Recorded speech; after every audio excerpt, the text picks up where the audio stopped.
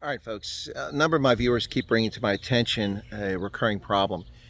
Media in South Africa, even economists in South Africa, political figures in South Africa, and even a number of content creators in South Africa keep perpetuating a myth, and I need to address that. Now, I don't do it with any great joy because I've long been a supporter of the Africa Growth and Opportunity Act, a bill that was introduced in Congress at the end of the Clinton administration and signed into law by President Clinton 25 years ago, and has been renewed every 5 years since, giving African countries who agree to certain governance standards, self-chosen, voluntary governance standards to improve quality of life for their people, education, healthcare, and such things, good governance, respect for property rights. If they agree to those standards and adhere to them, which many don't, by the way, if they agree to that, then they're granted preferential trade status, eliminating trade barriers and eliminating tariffs on thousands of goods and services. Initially, it was about 1,600 goods and services, and the list kept increasing over the years. As many as 38 African countries at one time had been part of the Africa Growth and Opportunity Act. However, the Africa Growth and Opportunity Act needed to be renewed before 30 September 2025. In 2024, Chris Coons in the Senate, a Democrat, introduced a renewal for AGOA, which is a matter of practice for the past 25 years. Each time the 5 years runs out, someone did it. That bill was never gone to committee, never gone to the House, never gone to the President for signature. And it's still around, but it's not going anywhere.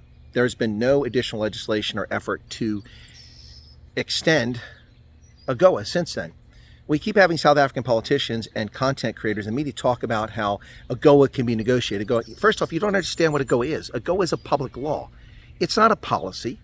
It's not an option of the President of the United States. Now, the President can come up with a bilateral agreement. He can make any deal he wants under existing laws. But AGOA is a public law which gives you preferential status based on good governance standards. You must meet them, and the law must be renewed. When the law expires, there's nothing to negotiate. People stop believing the fake news from these so-called experts in South Africa that don't know anything about the U.S. government or how our country works. You cannot negotiate AGOA. It's dead unless it magically gets revived before 30 September and gets across the President's desk for signature, which seems not only improbable, but impossible at this stage. The bottom line here, ladies and gentlemen, is that there is no AGOA. Get over it. Move on. Now, will there be something to replace AGOA in the next Congress, the 120th Congress? Perhaps. But it'd have to be something introduced by Republicans because they control the House and Senate and will continue to control the House and Senate this year and the presidency.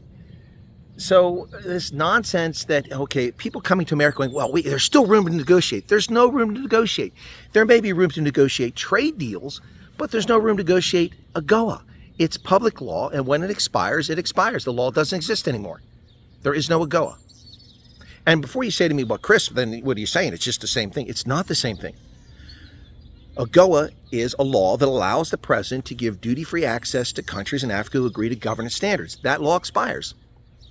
And then in order to give duty-free access to countries in Africa, the president's going to have to do that with each and every country individually.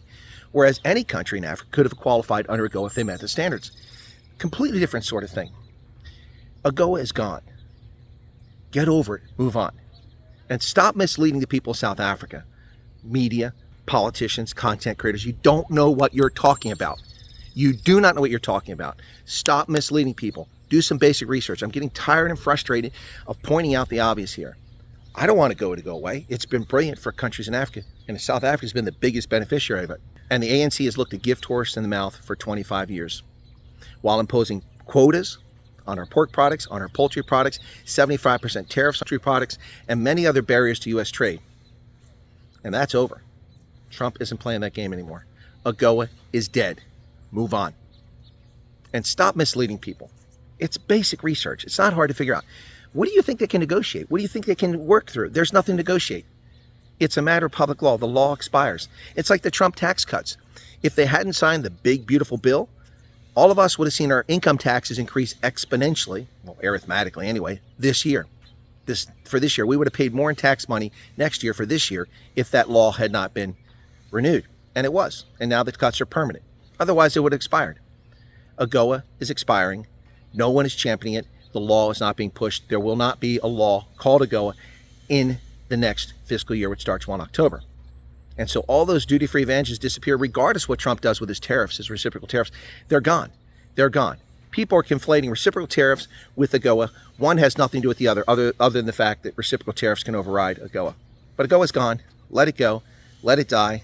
And if you didn't take advantage of it, you were fools.